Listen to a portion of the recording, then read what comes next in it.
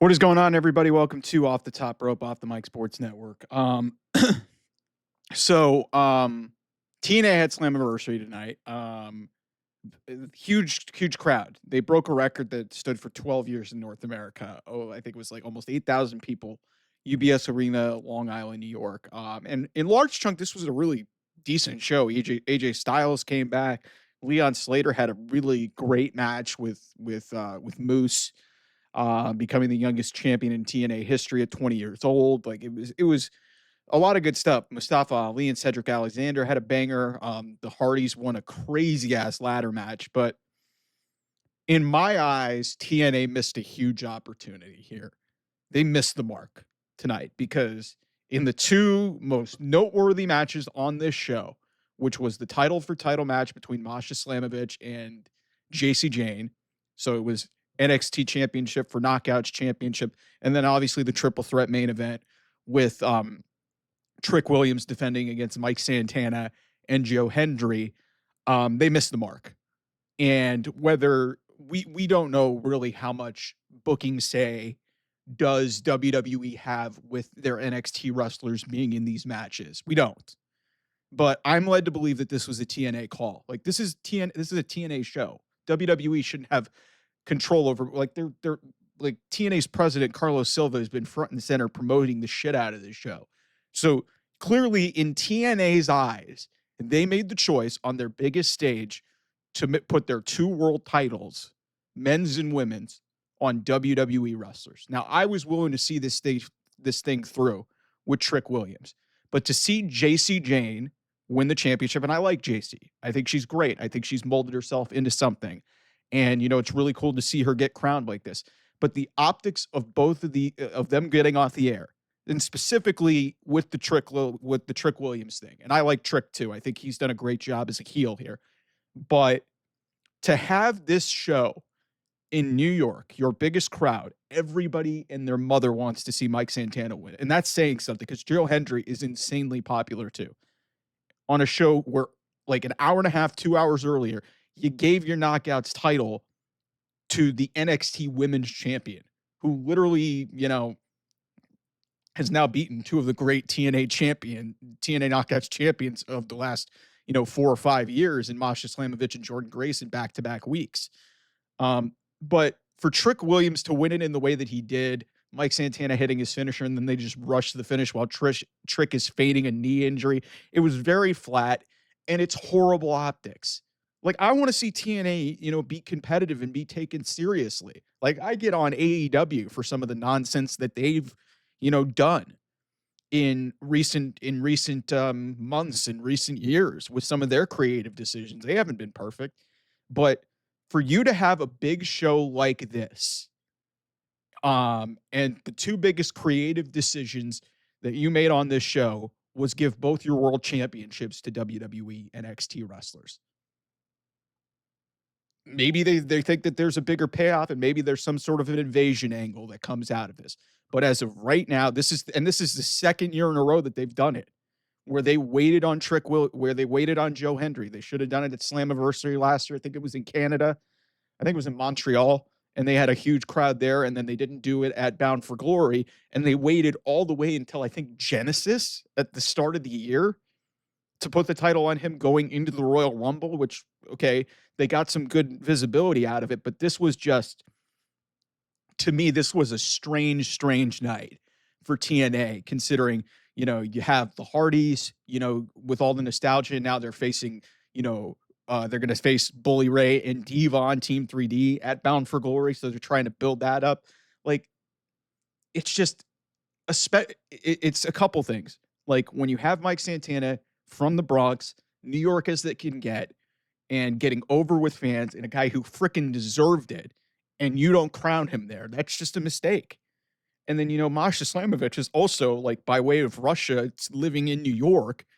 You take the title off of her for reasons what I don't get. Like, listen, if you're gonna do the title for title match, why does WWE have to win in this situation? Like, maybe this is more of a partnership, and maybe WWE actually bought out TNA.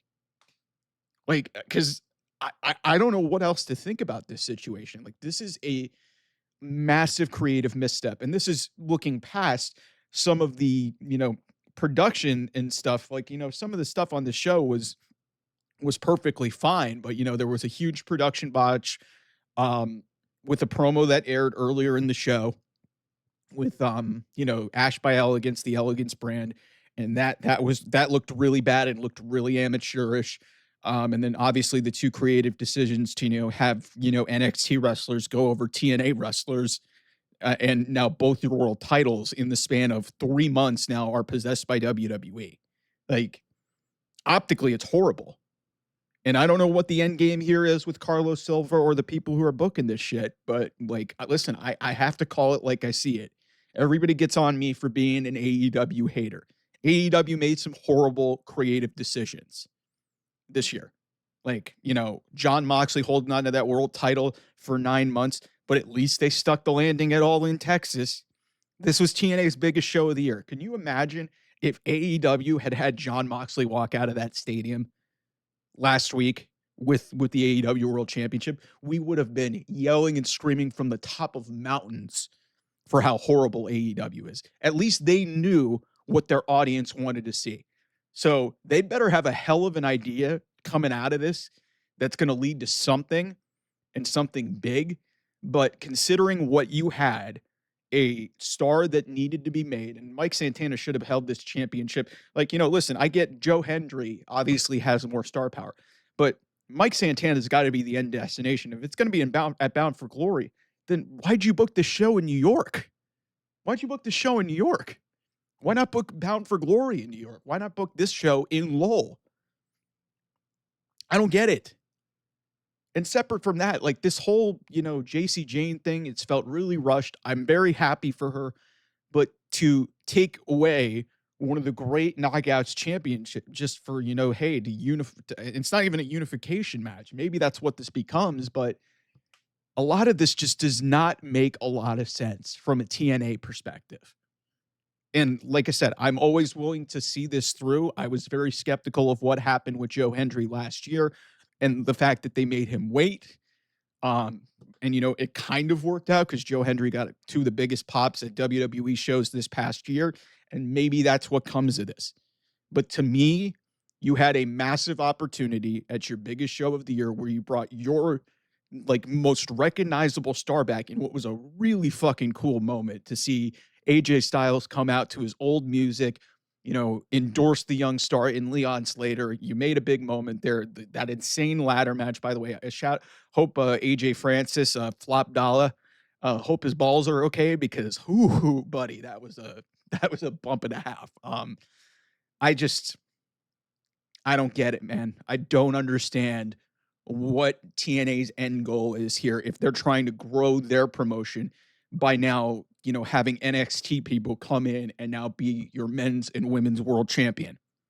Like, this is just not looking like the partnership that, I was trying to see it through as. And there's a lot of people there was a lot of eyes on TNA, and justifiably so. There was a lot of excitement and a lot of energy around this show. Nearly 8,000 people in New York. And they chose to go off the air with with their TNA World Championship, a hometown guy from the Bronx in nearby Long Island. And I like Trick Williams. Like, listen, if Joe Hendry would have won, that wouldn't have landed great either, but at least you would have had a TNA guy going off the air of your biggest show of the year holding the championship. Instead, you've got Trick Williams, a WWE guy, holding it. It should have been Mike Santana. Especially after JC Jane won earlier in the night. I was like, there's no way in hell that they can go off the air with both their championships in possession of WWE. And they did it. So in my eyes, TNA missed a massive opportunity to really stake their claim to being, and really just getting that stamp of approval of potentially being considered like up there with AEW. And listen, AEW is not perfect, and they've come across this very amateurish in spots, but more often than not, they do what their fans want. Okay.